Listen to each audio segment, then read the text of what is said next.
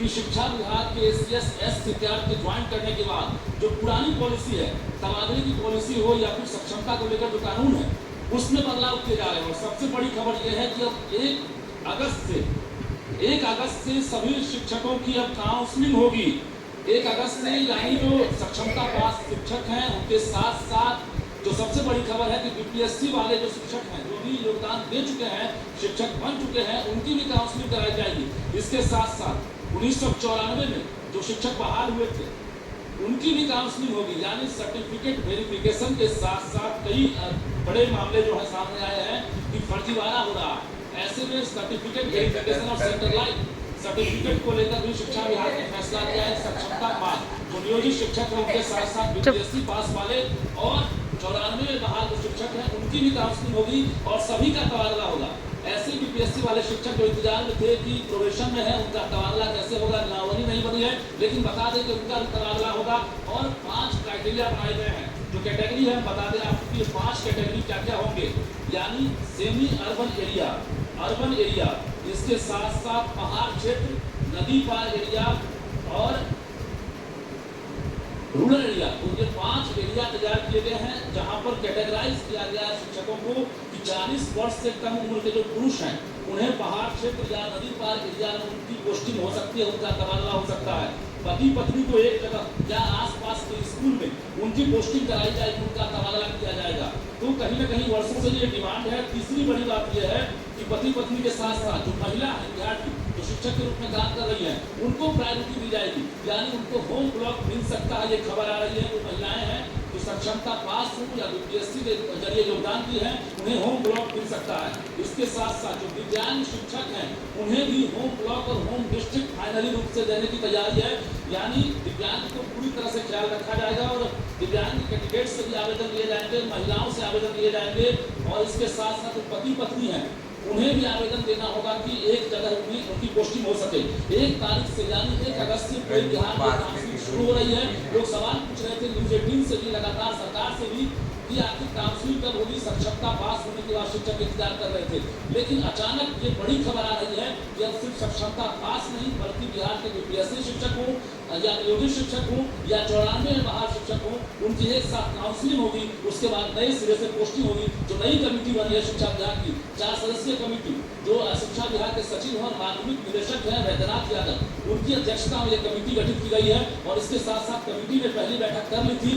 आज दूसरी बैठक जैसे ही खत्म हुई है, SCS सिद्धार्थ ने फीडबैक लिया है और SCS सिद्धार्थ ने ये एक तरह से इंटरनल फैसला ले लिया है कि अब जो है 1 तारीख से काउंसलिंग करेंगे। पूरे बिहार के अलग अलग जिलों में ये तैयारी शुरू होगी। कल से परसों तक राज्य के सभी जिलों को एक तरह से जानकारी मिल जाएगी जिला शिक्षा पदाधिकारी को कि आप जो है जिले में काउंसलिंग की व्यवस्था कराएं। और राज्य के तमाम स्कूलों के जो शिक्षक है, जो कार्यरत है, उनकी काउंसलिंग के बाद सर्टिफिकेट वेरिफिकेशन के बाद उनका तबादला किया जाएगा। तो कुल मिलाकर ये सबसे बड़ी खबर है सक्षमता पास जो शिक्षक है जिनकी पोस्टिंग अभी तक नहीं हुई है, काउंसलिंग नहीं हुई है, उनके साथ साथ BPSC वाले जो पहले और दूसरे चरण में बिहार में बहाल हुए हैं, वैसे शिक्षक लगभग 2 लाख की संख्या में है।